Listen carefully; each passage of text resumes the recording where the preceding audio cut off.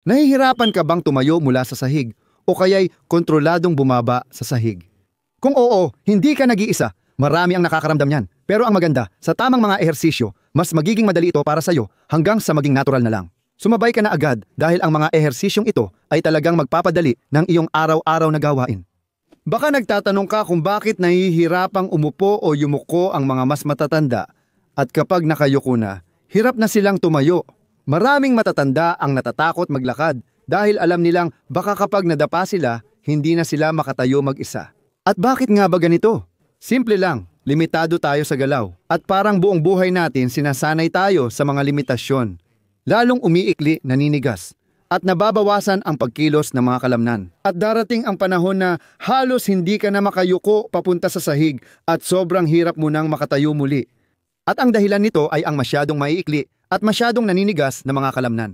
Kapag pinahaba, pinatibay at pinalakas natin ang mga ito, mababaliktad natin ang negatibong siklo. At unti-unti kang babalik sa normal na kalagayan na kaya mong umupo sa sahig at makatayo ulit ng normal. Ayla, isipin mo na lang na 50 taon ka nang mas matanda at subukan mong bumaba sa sahig sa edad na yon. Madali pa rin sa'yo. Sige, bumaba ka na. Talagang bababa ako ng buo. At humiga ka ng patihaya. Sige. Huminga ng malalim, ilabas at bumangon. Tandaan, 50 taon ka nang mas matanda. Sige. Pakiramdam ni Ayla ay mabigat pa rin ang kanyang katawan ngayon. Pero sa totoo lang, para sa marami lampas 50, maganda na ang itsura at maayos ang galaw. Pwede pang masama ang itsura niyan. Pero ngayon, gawin muna natin ang mga ehersisyo para gumanda ito. Una, lumuhod ka sa 4 na paa, tulad ni Ayla ngayon. At kung maselan ang tuhod mo, na madalas namang nangyayari, maglagay ka lang ng unan sa ilalim o gawin mo ang ehersisyo sa kama para hindi ma-stress ang mga tuhod mo. Ang gagawin mo ngayon, dahan-dahan kang uupo pa atras papunta sa posisyon ng pag-upo sa sakong. Sandali lang, Ayla. Manatili ka lang dyan. Sige. Diyan ka lang, subukan mo. At mapapansin mo, habang mas umaatras ka, mas mararamdaman mo ang paghatak sa hita o sa tuhod. At kapag nagsimula ng humatak sa tuhod, huwag kang mag-alala, pumasok ka lang hanggang sa kaya mo pa. At sa sandaling mapansin mong umaabot ka na sa hangganan na hindi na maganda ang pakiramdam, kung saan umaalis ka na sa komportableng sakit at nagkakaroon na ng hindi maganda at kailangan mo nang tiisin, sobra na yon. Diyan ka lang at maghintay. Gawin na natin ito ngayon. At iyon na mismo ang ehersisyo. Sa totoo lang, na lagi kang magtitiyaga doon sa puntong nararamdaman mong mas lumalakas ang hatak at napapansin mong ito na ang hangganan na ayaw mo na talagang tiisin. At pagkatapos, maghihintay ka lang. Ano na ang mangyayari ngayon?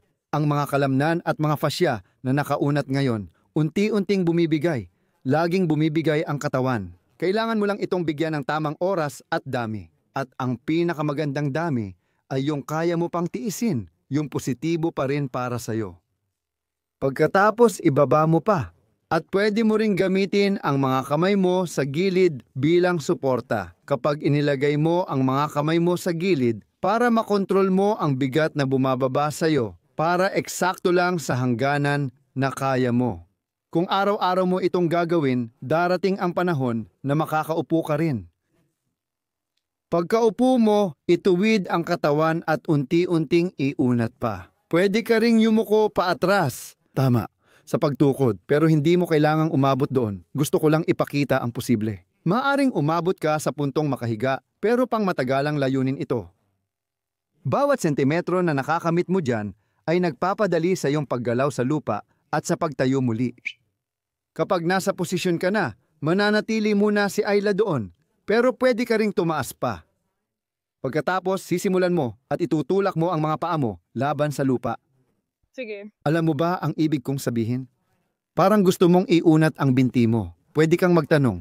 Sige. Pindutin mo ng paa mo ang sahig ng pinakamalakas na kaya mo. Dito ba gamit ang ibabaw ng paa? Gamit ang ibabaw ng paa, parang gusto mong iunat ang binti mo. At mapapansin mo, humihigpit dito kasi humihigpit talaga dito sa hita. Oo. At pagkatapos, paluluwagin mo ulit, aalisin mo ulit ang lakas, pero mananatili ka pa rin kung nasaan ka. At mapapansin mo, ngayon, mas napapalalim mo na ang pag-unat. Kaya igalaw mo ulit pabalik. Paluwagin mo ulit at subukang pumasok pa ng kaunti. Bababa pa ba ako? Automatiko kang bababa pa doon. At kung hindi ka pa umuupo gaya ng ginagawa ni Ayla at sumusuporta ka pa sa likod mo, na kadalasan ay ganun nga, oo, mananatili ka sa posisyon mo na nakaluhod sa 4 na paa. Pero ang puwitan ay unti-unting lumalapit sa sakong at bawat sentimetro ay isang tagumpay. Tapos na ang unang ehersisyo. Ngayon sa pangalawa naman. Ayla, pakitayo ka. At ngayon, iunat mo ng buo ang mga binti mo. At yumuko ka lang pababa na parang gusto mong abutin ng mga dulo ng daliri mo ang sahig. Oo, umaabot ka rin ng medyo malayo. Pwede kang bumalik pataas, konting yuko, tapos hinto. Kung dito ka lang, ayos lang, walang problema. Bumaba ka lang hanggat kaya mo. At pagkatapos, ilagay mo ang mga kamay mo. Hindi. At pagkatapos, ilagay mo ang mga kamay mo sa mga binti mo. At pagkatapos, pwede kang sumandal ng kaunti, parang ganyan. At pwede ka munang maghintay. Kumakalma ba? Kapag kumalma na, bumaba ka pa ng kaunti.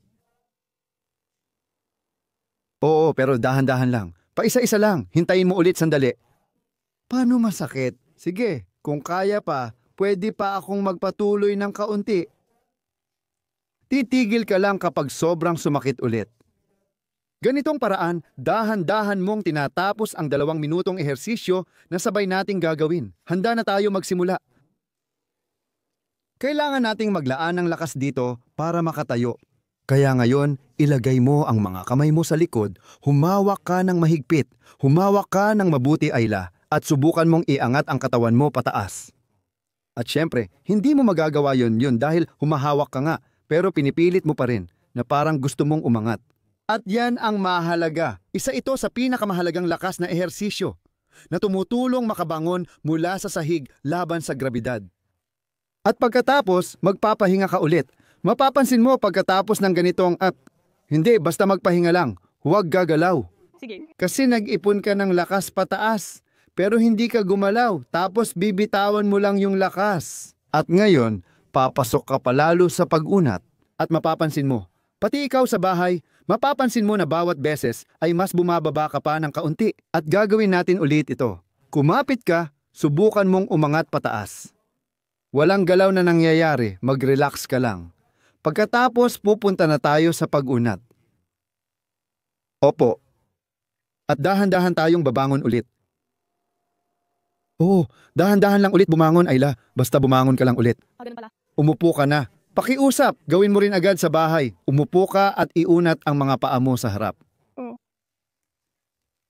Ngayon, kailangan nating igalaw ang ibabang bahagi ng likod. Ibig sabihin, ilagay mo ang iyong mga binti sa tuwid ng tuhod, 90 degree. Mga ganoon. Pagdikitin mo ang mga paa mo. Sige. At hayaang bumagsak ang mga ito palabas. O ano? Opo. At ngayon subukan mo. Pero huwag kang masyadong aatras. Dapat nakalayo ang mga paa ng sapat para hindi sumakit ang loob ng hita, kundi sa likod ang maramdaman mong paghatak. Lumapit ka pa sa harap ngayon hanggang sa kaya mo pang abutin ng maayos gamit ang mga kamay mo sa unahan. At sabihin mo kung saan maramdaman ang paghatak. Sa ibabang bahagi ng likod. Sa ibabang likod, diyan natin gustong maramdaman. Tandaan, kapag may hatak sa loob ng hita mo, ibig sabihin masyadong nasa likod ang paa mo.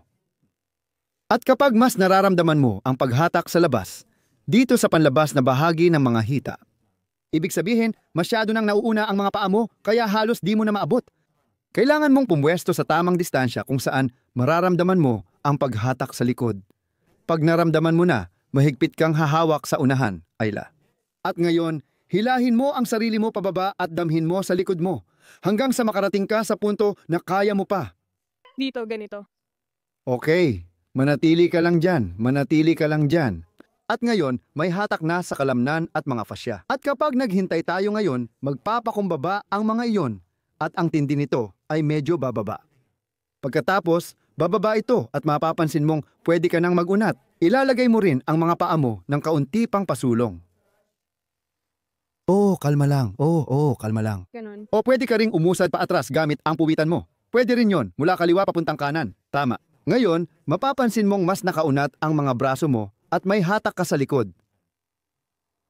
Napapansin mo ba? Oo. Sige, dahan-dahan kang sumulong hanggang sa kaya mo pa. At ikaw, gawin mo rin agad yan sa bahay, ha? Ulitin natin, ayaw mong itulak ang katawan mo paatras pataas. Dito pala. Makinig ka, gusto ng katawan mong itaas, pero mahigpit kang nakakapit. Huwag kang gagalaw kahit pilit mong pigilan ang galaw. Oo, pinipigilan mo, pero ang mga braso mo ang nagtitiyak na hindi ka gagalaw. Hawakan mo lang ng mahigpit, patuloy mong hawakan, at subukan mong hilahin pabalik.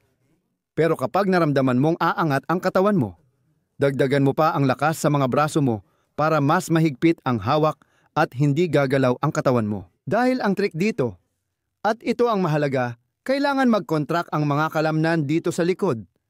Pero walang galaw na mangyayari habang nagko-contract. Tinatawag namin itong isometrikong pagsasanay. At mag-relax ka ng kaunti. Hindi. Ang pag-relax ay hindi ibig sabihin na bibitawan mo at aatras ka, pati na rin sa inyo sa bahay. Ang pag-relax ay nangangahulugang bitawan ang tensyon sa likod mo para makabangon ka. Bitawan mo ulit yon. Itigil mo yon. Ganyan ang pag-relax. Tapos kailangan mo pang hilahin ang sarili mo paabante. Hindi. Paalang ba ang gagamitin? Hindi. Ganun pala. Inaangat mo ang katawan mo gamit ang iyong katawan. Pero mabuti na lang at nangyayari ang mga pagkakamali. Pag uwi mo, alam mo na agad ang dapat iwasan. Ibig sabihin ng higit pang paghila sa unahan ay mas ginagamit ang lakas ng mga braso para hilahin paabante ang likod. Mas nabubuksan pa ito sa likod kaya mas nadedehen. Sige, tapos bitawan ulit. At Ayla, tumayo ka nga. Pati na rin kayo sa bahay. Pakiusap, tumayo muna. Ilagay ang mga paa ng mas malapad sa balikat. Oo, mas malayo pa kaysa karaniwang lapad ng balikat.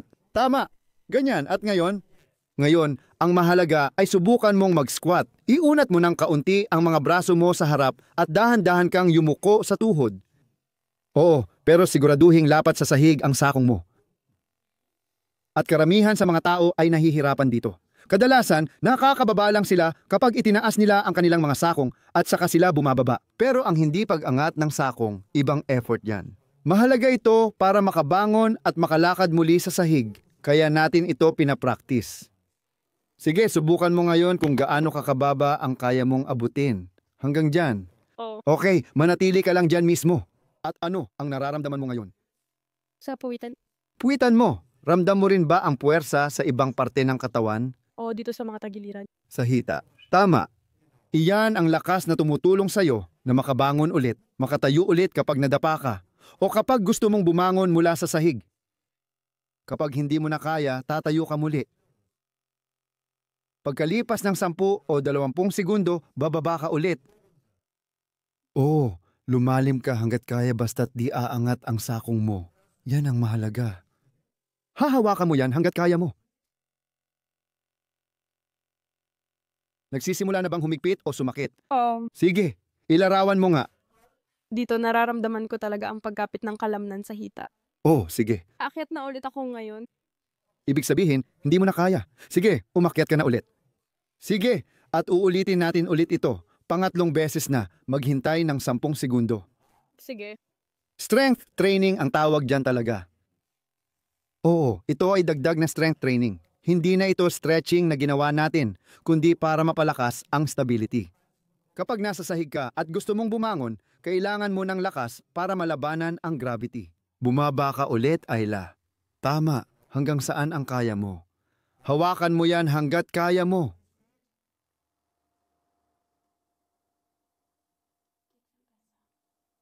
Sige, bumaba ka pa ng kaunti. Tama.